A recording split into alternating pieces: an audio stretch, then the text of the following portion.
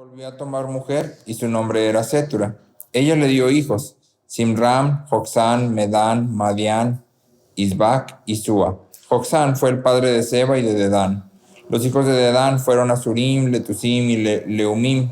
Los hijos de Madián fueron Efa, Efer, Anoc, Abida y Elda. Todos estos fueron los hijos de Sétura. Abraham dio a Isaac todo lo que poseía. A los hijos de sus concubinas Abraham les dio regalos, viviendo aún él, y los envió lejos de su hijo Isaac hacia el este, a la tierra del oriente. Estos fueron los años de la vida de Abraham, 175 años.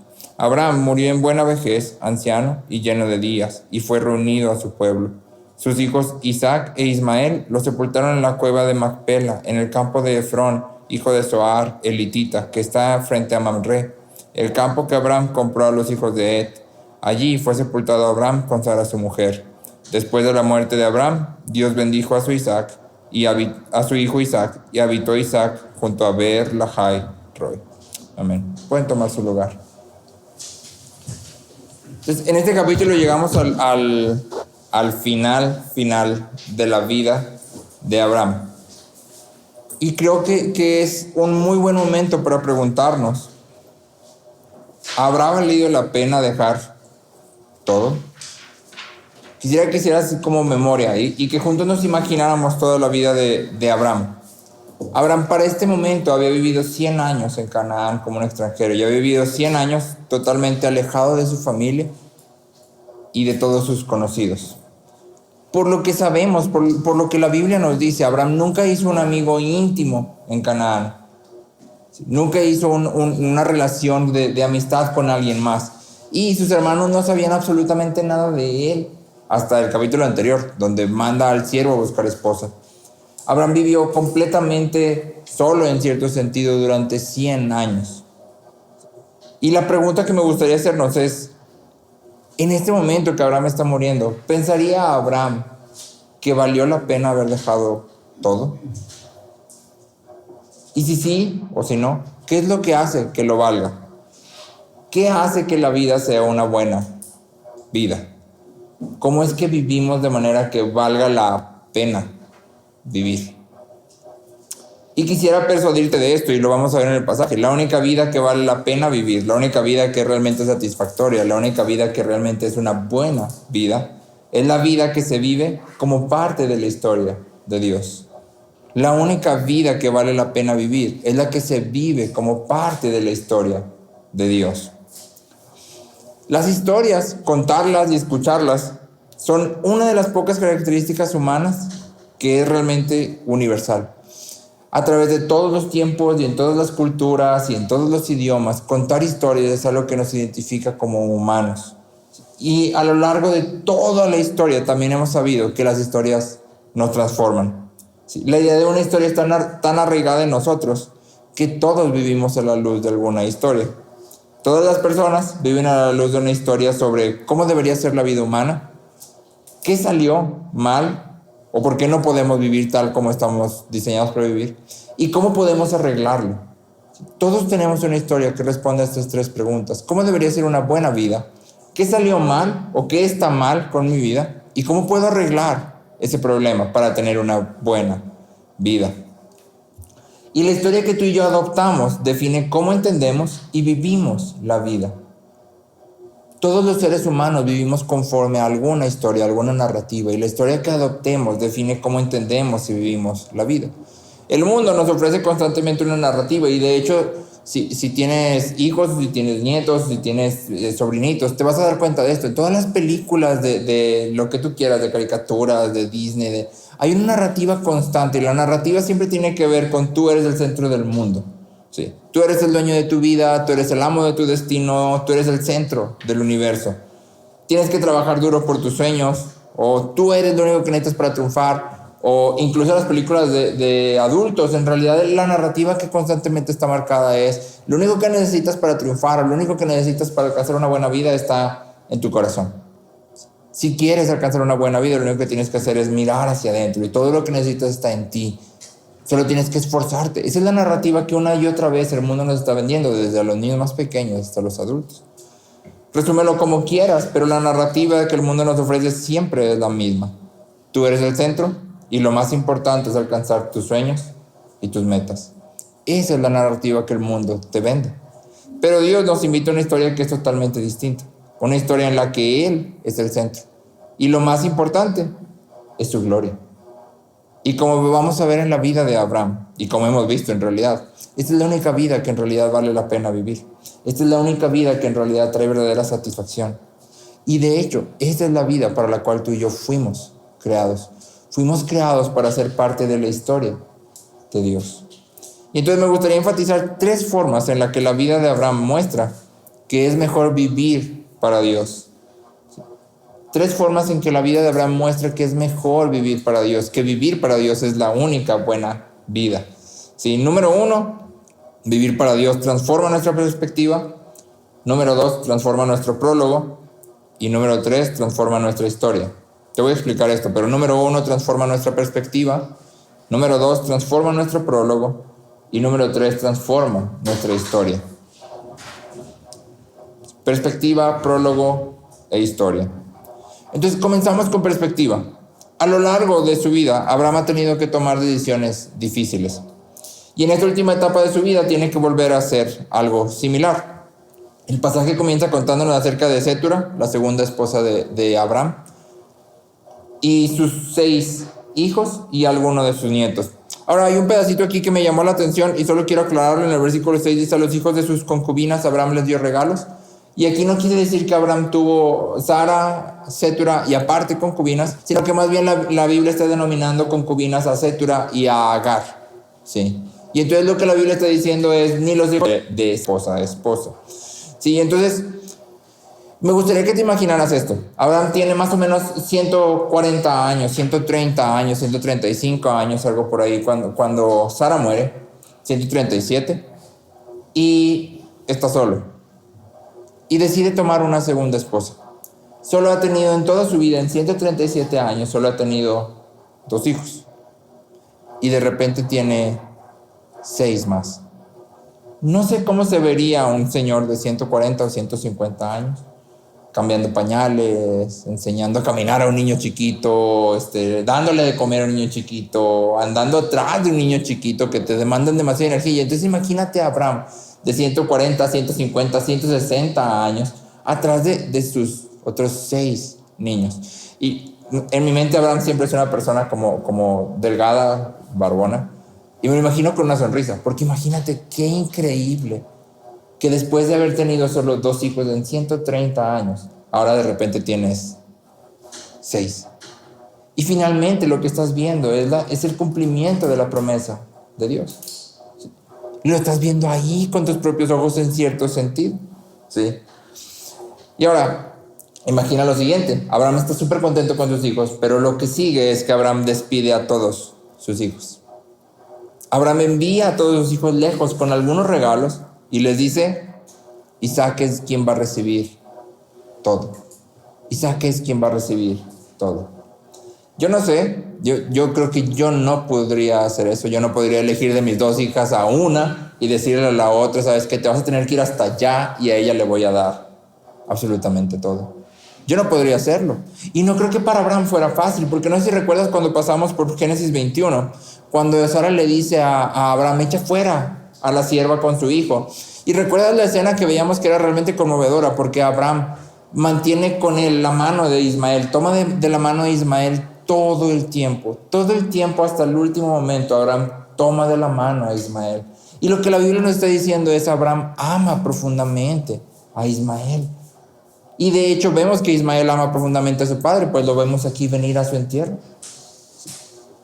Entonces imagínate, si con uno fue difícil, ¿cómo habrá sido hacerlo después con 6? Y yo me pregunto, ¿por qué? ¿Qué es lo que mueve a Abraham a tomar una decisión tan difícil? Y me imagino, ¿cómo habrá sido para la pareja? ¿Cómo habrá sido para Sétura? Digo, Sara caminó con él muchos años, pero Sétura es, vamos a decir, relativamente nueva en lo que Dios está haciendo con Abraham. ¿Cómo habrá sido para Sétura que Abraham diga: sabes que voy a tener que despedir a tus 6 hijos? Y el único que va a quedar va a ser Isaac. ¿Y cómo se habrán ido los 6 hijos? ¿Será que se habrán ido con espíritu aventurero? Sí, claro, padre, yo me voy. ¿O se habrán ido resentidos? ¿Cómo habrá sido todo este proceso para esta pareja y para Abraham específicamente? En realidad la Biblia no nos dice absolutamente nada. Pero la pregunta que te hice al principio y que quisiera traer de nuevo es, ¿habrá valido la pena despedir a 7 hijos a fin de que solo quedara uno? ¿Habrá valido la pena para Abraham hacer aquello que Dios le mandó hacer? Porque recuerda, aquí lo estamos viendo morir. Y seguramente al final de su vida Abraham habrá reconsiderado sus decisiones, habrá meditado en todo lo que hizo. ¿Qué crees que hubiera dicho? ¿Valió la pena hacer lo que hizo? Isaías tiene la respuesta a esta pregunta. Isaías responde si valió o no la pena haber despedido a 6 hijos. 7. Isaías 60, versículos 6 y 7 dicen: una multitud de camellos te cubrirá, camellos jóvenes, y nota los nombres, de Madián y de Efa. Todos los de Saba vendrán, traerán oro e incienso, y traerán buenas nuevas de alabanza del Señor. Todos los rebaños de Cedar serán reunidos para ti. Los carneros de Nebaiot estarán a tu servicio. Subirán como ofrenda agradable sobre mi altar. Está diciendo que aquí fueron despedidos. Volverán. Van a volver. Y ya no como extranjeros, y ya no como peregrinos, sino como parte del pueblo de Dios. Kirchner comenta, en el plan de Dios, estos hijos fueron enviados lejos, de manera que pudiera haber al final un hogar al cual volver. Es decir, Isaac tenía que ser el único que debía quedarse en Canaán, a fin de que la promesa de Dios se cumpliera, a fin de que estos hijos pudieran eventualmente volver para ser parte del plan, de la historia de redención de Dios. A la pregunta, ¿valió la pena que Abraham despidiera a 7 hijos? Claro que sí. Valió totalmente la pena. Aun cuando Abraham no lo ve, sin duda la historia de Dios es mucho más grande y mucho más gloriosa que cualquier plan que Abraham pudiera haber tenido. Y aquí entonces hay una pregunta para ti y para mí. ¿A qué te está llamando la historia de Dios que parece difícil o incluso imposible? Puede ser, porque de hecho lo hace, que la historia de Dios te esté llamando a dejar tus sueños o a abandonar tus proyectos. Puede ser que te esté llamando a cambiar ciertos hábitos.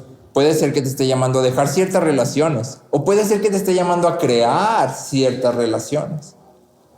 Sea lo que sea que la historia de Dios nos esté llamando, tenemos exactamente la misma esperanza que Abraham. En Gálatas 6:9 leemos: no nos cansemos de hacer el bien, pues a su tiempo, si no nos cansamos, segaremos. No nos cansemos pues de hacer el bien, pues a su tiempo, si no nos cansamos, segaremos. Y la idea de Pablo aquí en realidad tiene que ver con la eternidad. Pablo aquí está hablando de la eternidad. El versículo anterior dice: el que siembra para el espíritu, del espíritu cosechará vida eterna. Y entonces la idea es: siembra, haz el bien, porque sin duda vas a cosechar. ¿Cuándo? En esta vida tal vez, pero segurito en la otra. A su tiempo segaremos. Vamos a recibir aquello que hemos cosechado. Tenemos una esperanza. Y esta es justamente la misma esperanza de Abraham. Abraham sabe que al seguir lo que Dios ha dicho, va a cegar algo bueno, aun cuando él no lo puede ver. Y entonces cuando Abraham vive su vida para la historia de Dios y no para la suya propia, él deja de pensar en aquello que él puede ver en este momento. Él deja de pensar en los resultados que él puede medir en este momento y empieza a pensar en aquello que Dios ha prometido. Su perspectiva es totalmente cambiada. Tal como lo dice Pablo, ya no piensa las cosas de aquí, sino piensa las cosas de arriba.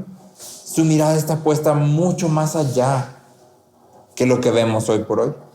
Y cuando tú y yo vivimos para la historia de Dios, nuestra perspectiva es, y debería de ser, cambiada. Deberíamos empezar a ver cómo Dios nos manda en su palabra. Es decir, venimos a la palabra y la palabra nos dice: haz esto. Y para nosotros puede ser difícil, puede ser extraño, puede ser no lógico, pero si la Biblia lo dice, eso es lo que yo debería de hacer. Hace tiempo estaba recordando de una situación que vivimos en una congregación a la que pertenecíamos, y fue una situación realmente difícil para la familia. Y recuerdo que estaba pensando que nunca hicimos nada. Nunca hicimos nada en el sentido de que sabíamos que la decisión que estaban tomando era errónea, estaba mal. era en contra de la palabra. Pero nunca dijimos absolutamente nada. Nuestra postura fue, bueno, pues cada quien. Oramos por ellos. Y esta semana recordaba eso y pensaba, qué difícil debe haber sido para esa familia pasar por todo eso. Tomar una decisión difícil y luego vivir las consecuencias de todo eso. Mientras que nosotros decíamos, pues cada quien. Pero realmente cuando venimos a la Biblia, el pues cada quien no existe. Al venir a ser parte de la iglesia, tú y yo tenemos una responsabilidad y puede que esa responsabilidad no siempre nos guste. Puede que esa responsabilidad no siempre sea grata. Pero en esa situación específica, lo correcto que debimos haber hecho fue haber corrido y decir, no lo hagas. No lo hagas, lo que estás haciendo es erróneo, te va a costar y vas a sufrir por ello. No lo hagas. Pero en nuestra lógica, y voy a decir cortesía porque creíamos que estábamos siendo corteses, dijimos, no, pues cada quien y Dios. Pero la historia de Dios nos llama a algo más. Cuando tú y yo vivimos para la historia de Dios, nos damos cuenta que somos parte de un cuerpo. Nos damos cuenta que nuestra vida no es vivida para nosotros. Y nos damos cuenta que en realidad no deberíamos de atesorar ni nuestra reputación, ni nuestro orgullo. No deberíamos atesorar nada de eso. Lo único que vale la pena atesorar es a Cristo mismo. Eso es lo único que vale la pena atesorar. Y deberíamos de actuar en respuesta a ello. Entonces lo primero que es transformado cuando tú y yo vivimos nuestra vida conforme a la historia de Dios es nuestra perspectiva. Y las decisiones que vamos a tomar pueden ser locas para la gente que está afuera, pueden parecer ilógicas para muchas personas, pero sabemos que van a tener buenos frutos. ¿Por qué? Porque así Dios lo ha determinado. Ahora lo segundo es que te dije que vivir nuestra vida para la historia de Dios transforma nuestro prólogo. Y digo aquí prólogo porque finalmente esta vida, esta vida temporal, es realmente eso, es solamente un prólogo. ¿Qué tanto son 175 años de Abraham comparados con la eternidad? Nada. Y si consideras qué tanto son la vida promedio de nosotros, que son 70, 80 años, con la eternidad, pues todavía menos. Y entonces, en realidad, esta vida que vivimos tú y yo aquí hoy por hoy es solamente un prólogo. Es una preparación para la vida verdadera, para la vida eterna, para la vida que sí va a durar. Y entonces me gustaría que pensaras en tu vida hasta hoy, que pensaras en tu prólogo hasta hoy. Piensa en tu prólogo hasta hoy. ¿Cómo es la historia de tu vida? Si le tuvieras que poner un nombre a tomar un nombre de película y ponerlo a tu vida, ¿cómo le pondrías? Dura de matar, La vida es bella, una serie de eventos desafortunados. No, ¿cómo le pondrías a tu vida? ¿Sí? ¿Es tu historia una de esas historias que te hacen sentir bien? ¿Una que te hace llorar? ¿Es tu historia una que está yendo conforme al plan? ¿O es una historia que está totalmente caótica? ¿Estás avanzando o estás yendo en reversa? ¿O tal vez simplemente estás yendo en círculos? ¿Te sientes orgulloso de tu historia? ¿O te avergüenzas de tu historia? Cuando ves hacia atrás, ¿cómo es tu historia? Y es lo que me llama mucho la atención aquí en este pasaje, y es que justo al final de la historia de Abraham, leemos que Abraham, dice en la Biblia, murió lleno de días. Murió lleno de días. Y en realidad en el original simplemente dice murió lleno. Nuestra Biblia provee el de días como una frase para toda la Biblia, pero en realidad la Biblia solo dice murió lleno, punto. Y eso quiere decir, o lo que está queriendo decir ahí es que murió satisfecho. Murió satisfecho. Un comentarista dice, esta palabra significa que todas sus expectativas y todos sus anhelos habían sido cumplidos. Cuando la Biblia dice que Abraham murió lleno de días, significa que todo lo que él había querido se había cumplido. Abraham murió satisfecho. Y me gustaría que considerar esta palabra, satisfecho. ¿Qué significa estar satisfecho? ¿Cómo es que llegas a estar satisfecho? ¿Cuándo en tu vida has estado satisfecho? Y si lo has estado, ¿qué es lo que te ha llevado ahí? Y si no lo estás en este momento, ¿por qué no lo estás? Generalmente tú y yo nos sentimos satisfechos cuando alcanzamos lo que habíamos planeado. Sin embargo, Abraham no ha visto naciones ni reyes salir de él. Porque ¿te acuerdas que esa era la promesa? De ti saldrán naciones. de ti saldrán reyes. Aquí Abraham tiene 8 hijos, pero él no está seguro de que esos 8 hijos van a ser una nación. Tú y yo lo sabemos porque estamos desde este lado de la historia, pero Abraham no lo sabe. O tú y yo nos sentimos satisfechos cuando alcanzamos aquellos proyectos que teníamos. Pero Abraham no posee absolutamente nada de la tierra. Eso también era parte de la promesa. Lo único que Abraham posee en la tierra es una tumba. Una tumba. Eso es todo lo que tiene, una tumba. O tal vez tú y yo nos sentimos satisfechos cuando las cosas nos salen muy bien. Cuando tomamos muy buenas decisiones y todo va súper bien, color de rosa, todo cuanto nos imaginamos salió perfecto. Pero tú y yo hemos visto que Abraham ha tomado unas decisiones terribles. Yo no creo que Abraham en su cama, a punto de morir, haya pensado hacia atrás y haya dicho, wow, tomé las mejores decisiones, wow, todo me salió bien. Yo no creo que haya pensado eso. Hemos visto que muchas de sus decisiones han sido difíciles y muchas de las decisiones difíciles han sido causadas por él mismo. Y entonces la pregunta es, ¿cómo es que Abraham puede llegar al final de su vida y decir, morí satisfecho? Estoy totalmente satisfecho. Todo lo que quiero, todo lo que anhelo, está bien. ¿Cómo puede un hombre que abandonó todo por una promesa que no vio cumplida, morir satisfecho? Y la clave en realidad está en cómo Dios cuenta la historia de Abraham. Porque si te fijas, a lo largo de la historia de Abraham, desde Génesis 12 y hasta aquí, Dios no ha ocultado nada. A través de la historia de Abraham hemos podido ver a Abraham tener una increíble fe. Algo así que tú dices, wow, y no por nada es llamado el padre de la fe. Hemos podido ver a Abraham tener experiencias con Dios que no nos caben en la cabeza. ¿Cómo es que Abraham invita a comer a Dios? ¿Y qué se sentiría haber hecho eso? Pero sin embargo, también hemos visto a Abraham a amarse más a él mismo que a Dios y que a su esposa. Hemos visto a Abraham confiar más en sus propios planes que en el cuidado de Dios. Hemos visto a Abraham intentar solucionar los problemas por sus propias fuerzas, ignorando a Dios. Hemos visto a Abraham en lo más bajo de lo bajo. Pero en todo esto, hemos visto también algo más. Hemos visto la fuente de la satisfacción de Abraham. Hemos contemplado una y otra vez la fidelidad de Dios. Dios no ha dejado a Abraham. Ni una sola vez Dios ha abandonado a Abraham. No lo ha abandonado para que sufra las consecuencias de su pecado. No le ha dicho, yo estoy aquí, pero tú te fuiste. Ni una sola vez Dios ha dejado a Abraham solo. Ni siquiera en lo más hondo de lo hondo. Sino que más bien desde el inicio de la historia hemos visto al hombre Abraham con todos sus defectos, siendo llevado de la mano por el Dios eterno. Desde el inicio hemos visto a Dios cuidando la vida de Abraham. Hemos visto a Dios irrumpiendo aún en medio de todo el desastre que las propias acciones de Abraham causan. Y entonces imagina que sin importar tus errores, sin importar tus malas decisiones, sin importar tu pecado, imagina que sin importar todas las veces que caigas en lo mismo, Dios no te abandona. Me sorprende, una de las cosas que más me sorprendió de Abraham es que, no sé si recuerdas que cuando llegamos con Abimelech, Abraham dice, es que desde que salimos de casa de mi padre, yo le dije a Sara, a cualquier lugar al cual tú y yo vayamos, tú vas a decir que eres mi hermana. Y eso implica que Abraham entonces estuvo viviendo con esa mentira todo el tiempo mientras él se movía.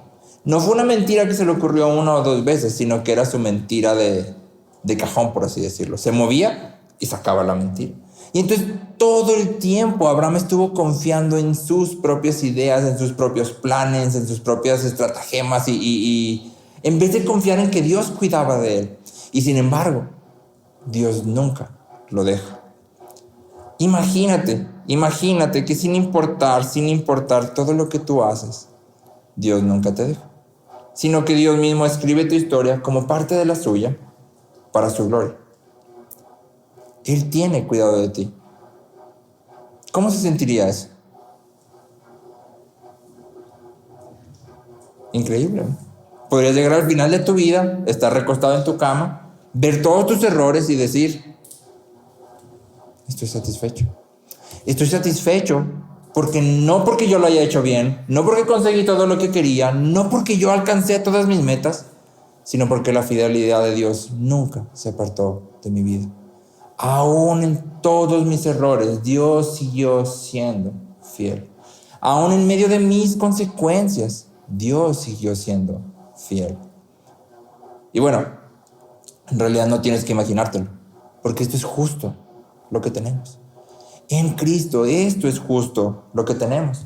En Romanos 8, versículos 38 y 39, leemos: porque estoy convencido de que ni la muerte ni la vida, ni ángeles ni principados, ni lo presente, ni lo porvenir, ni los poderes, ni lo alto, ni lo profundo, ni ninguna otra cosa creada nos podrá separar del amor de Dios, que es en Cristo Jesús, Señor nuestro. Y a mí me asombra muchas veces cuando tomamos este versículo y escucho a personas decir: tu pecado puede separarte de Dios. Sería muy extraño para mí pensar que Pablo dijera: estoy convencido que ni la muerte, ni la vida, ni los ángeles, ni principados, ni lo presente, ni lo porvenir, ni los poderes, ni lo alto, ni lo profundo, ni ninguna otra cosa creada puede separarnos, pero tu pecado sí. Sería ilógico, porque mi mayor problema no es la muerte, ni la vida, ni los ángeles, mi mayor problema es mi pecado. Ese es mi mayor problema. Y entonces que Pablo enumere todas estas cosas para decirme que nada puede separarme del amor de Cristo, pero mi pecado sí puede, me parece un tanto vano. No tiene sentido lo que estás diciendo, Pablo. ¿De qué me sirve saber que todo eso no me puede separar si mi pecado sí puede? Mi mayor problema es mi pecado. Lo que Pablo está diciendo aquí es: nada puede separarte de Cristo. Nada puede separarte del amor de Dios. Absolutamente nada. Y me gusta mucho como Thomas Watson, si no me equivoco, Thomas Watson, el puritano, dice que cuando tú y yo pecamos, Cristo ve el pecado en nosotros igual que un padre ve la enfermedad de un hijo.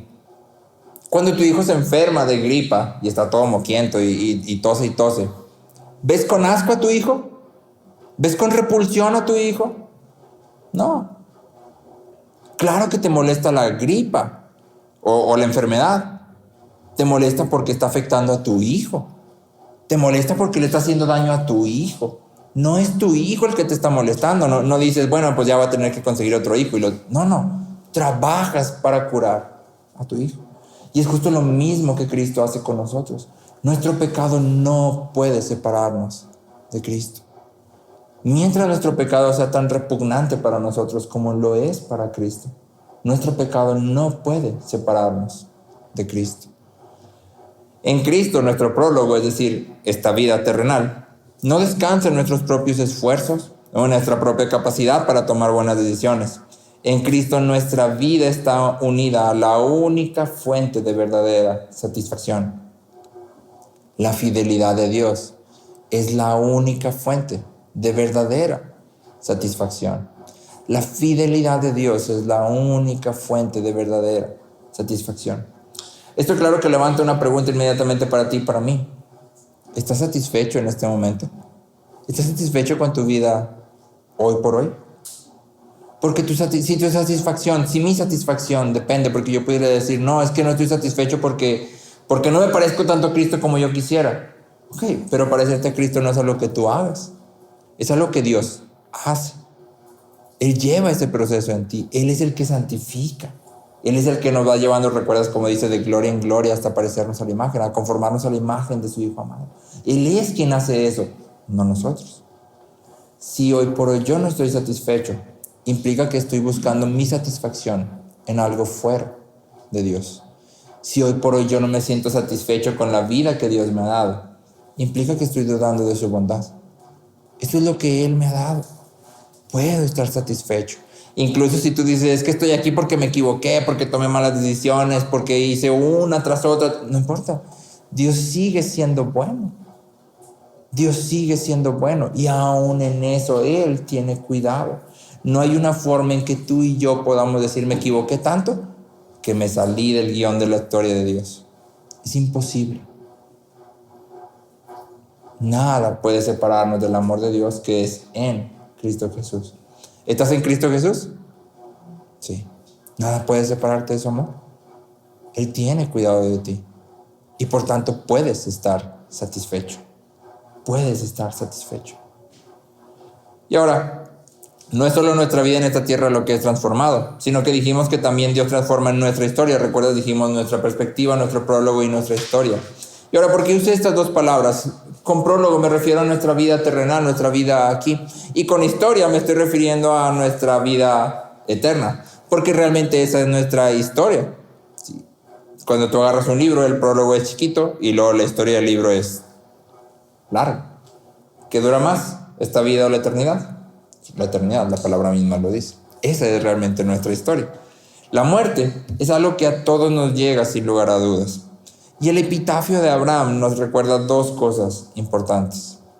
Primero, nos recuerda que todos tenemos un tiempo limitado en esta tierra y que hacemos bien en unirnos al salmista. En el Salmo 39:4 dice: Señor, hazme saber mi fin y cuál es la medida de mis días para que yo sepa cuán efímero soy. Hazme saber mi fin y cuál es la medida de mis días. Y aquí el salmista no está diciendo, dime cuándo me voy a morir. No. Recuérdame que tengo un fin. Hazme consciente de que mi vida tiene un tiempo limitado. Recuérdame que en realidad solo estoy en esta tierra por un tiempo pequeño. Soy efímero, algo que pasa. El salmista está diciendo, Señor, ayúdame a tener esto en mente. Y luego en el Salmo 90:12, el salmista dice, enséñanos a contar de tal modo nuestros días que traigamos al corazón sabiduría. Y entonces estas dos oraciones del salmista juntas lo que están diciendo es, Señor, ayúdanos a recordar todos los días que nuestra vida es limitada, es corta, tenemos poco tiempo. ¿Cuánto? No sé, nadie lo sabe. Pero sin importar si vives 30, 40, 50 o 100 años, en realidad es poco, es efímero. Ayúdanos a reconocer esto de manera que entonces podamos vivir sabiamente. Alguna vez alguien le preguntó a Lutero, ¿qué harías hoy? ¿Qué harías hoy que está empezando el día si este fuera tu último día sobre la faz de la tierra? ¿Qué harías hoy? Y Lutero contestó, plantaría un manzano. Y tú dices, ¿qué? Y en realidad lo que Lutero estaba diciendo es, haría exactamente lo mismo que todos los días. Seguiría mi rutina de todos los días. Exactamente la misma rutina que tengo día a día. Es lo mismo que haría. ¿Por qué? Porque Lutero estaba viviendo cada día como si fuera el último. Lutero estaba viviendo cada día sabiendo que su tiempo es limitado. Y entonces estaba redimiendo su tiempo. La pregunta para ti y para mí aquí es, si tú y yo muriéramos hoy al llegar a casa, si tú y yo cerráramos nuestros ojos y durmiéramos hasta que Cristo venga, diríamos que este fue un día bien invertido. Hoy fue un día bien invertido. Porque generalmente pensamos en, tal como le preguntaron a Lutero, ¿no? ¿Qué haría si fuera Luis? Pero no deberíamos de pensar así. Más bien deberíamos de pensar, nuestra vida es cortita, chiquititita. Y eso implica que todos los días deben de ser vividos con sabiduría. De manera que si yo duermo hoy, pueda despertar y decir, fue un día bien vivido. Fue un día bien invertido. En segundo lugar, el epitafio de Abraham nos apunta a una esperanza. La frase final dice, y fue reunido a su pueblo. Y fue reunido a su pueblo. Y la pregunta aquí es, ¿cuál pueblo? ¿Cuál pueblo? Todo el tiempo Abraham se ha identificado como un extranjero en la tierra. Ni siquiera podemos decir, bueno, no, es que se refiere a que fue reunido a sus familiares, porque si recuerdas, Abraham no deja que Isaac vuelva con su familia en Mesopotamia. ¿Por qué? Porque ese no es su pueblo. Si ese fuera su pueblo, pues que Isaac se regrese, pero ese no es su pueblo. Y entonces cuando aquí el autor dice fue reunido a su pueblo, ¿de qué pueblo está hablando? ¿En qué pueblo está pensando? En Hebreos 11 encontramos la respuesta. Hebreos 11, versículos 13 al 16, dice, todos estos murieron en fe, sin haber recibido las promesas, pero habiéndolas visto desde lejos y aceptado con gusto, confesando que eran extranjeros y peregrinos sobre la tierra. Porque los que dicen todas las cosas claramente dan a entender que buscan una patria propia. Y si en verdad hubieran estado pensando en aquella patria donde salieron, habrían tenido oportunidad de volver. Pero en realidad anhelan una patria mejor, es decir, la celestial. Por lo cual Dios no se avergüenza de ser llamado Dios de ellos, pues les ha preparado una ciudad. les ha preparado una ciudad. Entonces, imagínate esto. Al fin, después de andar errante por 100 años, Abraham ha llegado a su destino. Ha llegado a su pueblo. Abraham ha llegado a la comunión de todos aquellos que creen las promesas de Dios. ¿Te imaginas qué habrá visto Abraham? No tenemos idea, no lo sabemos. No sé, la imagen más clara que tenemos en la Biblia es la de Lázaro y el rico, en donde aparentemente lo que sucede es que mueren e inmediatamente abren sus ojos y están en otro lugar. Y entonces yo no me imagino qué habrá sentido Abraham al pasar 100 años errante, de repente cerrar sus ojos, abrirlos y ya llegaste. Ya llegaste, de repente ya llegaste, después de 100 años ya llegaste. ¿Te imaginas qué emoción? No sé cómo habrá sentido, no sé, espero que le podamos preguntar. Y más que eso, espero que podamos experimentar exactamente lo mismo, cerrar los ojos y abrirlos y... Llegué. ¡Wow! Llegué. El viaje se acabó. He llegado a donde estaba buscando llegar.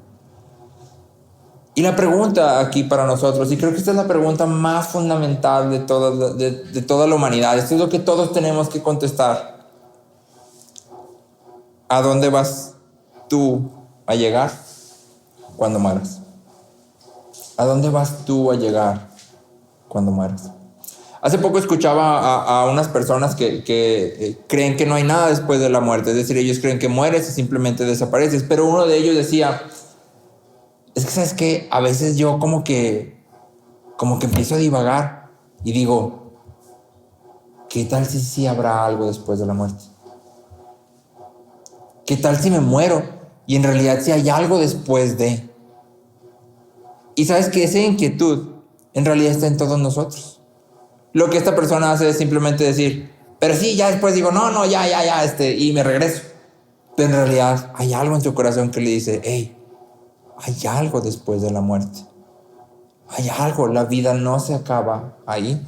Y por eso la pregunta más fundamental es, ¿a dónde vamos a llegar tú y yo cuando moramos? ¿En qué lugar vamos a abrir nuestros ojos? Podemos vivir esta vida para nosotros mismos, podemos vivir esta vida buscando nuestros sueños y nuestros proyectos, podemos vivir esta vida siguiendo nuestro corazón y nuestros planes. Y vamos a tener un prólogo garantizado, va a ser un prólogo hueco. Puede ser un prólogo de muchos logros y puede ser un prólogo que la gente vea y diga, ay, wow, pero va a ser hueco. Pero lo peor de todo no es que el prólogo sea hueco, es que la historia después del prólogo va a ser terrible. Porque cuando Cristo habla del infierno, y es la persona que más habla del infierno en la Biblia, nunca lo describe como un lugar placentero. Nunca lo describe como un lugar soportable. Porque si te acuerdas, Cristo usa continuamente, ahí será el llorar y el crujir de dientes. Y la idea es que es un dolor físico, es un dolor consciente y es un dolor eterno. El infierno no es un lugar en el que nadie va a querer estar. Si vives tu vida, si vivimos nuestra vida para nosotros mismos, ese es el lugar al que vamos. O podemos vivir esta vida para la gloria de Dios. Podemos vivir esta vida buscando estar dentro de la historia de Dios, buscando lo suyo, siguiendo su dirección y muriendo a nosotros cada día. Y sin duda, nuestra vida va a ser siempre satisfactoria, no siempre fácil, no siempre color de rosa, no siempre buena a los ojos de la gente a nuestro alrededor, pero siempre satisfactoria, porque la fidelidad de Dios no falla. Pero además de que el prólogo va a ser satisfactorio, la historia después del prólogo va a ser todavía mucho mejor que el prólogo. Pero la pregunta fundamental es, ¿para qué historia estás viviendo tu vida? ¿Para qué historia estás viviendo tu vida? ¿Quién es el personaje principal de tu historia? ¿Eres tú o es Dios? Apocalipsis 21, 1 y 4. Me encanta que la Biblia lo vemos a veces como un libro de instrucciones, pero en realidad la Biblia es una historia. No sé si lo has notado, pero la Biblia empieza como todo buen libro de historias. En el principio creó Dios, en el principio. ¿Cómo empieza una historia? En el principio, había una vez, hace mucho. Empieza como un libro de historia y luego termina como un libro de una muy buena historia, la mejor historia de hecho. Apocalipsis 21, versículos 1 al 4 dice: entonces vi un cielo nuevo y una tierra nueva, porque el primer cielo y la primera tierra pasaron y el mar ya no existe.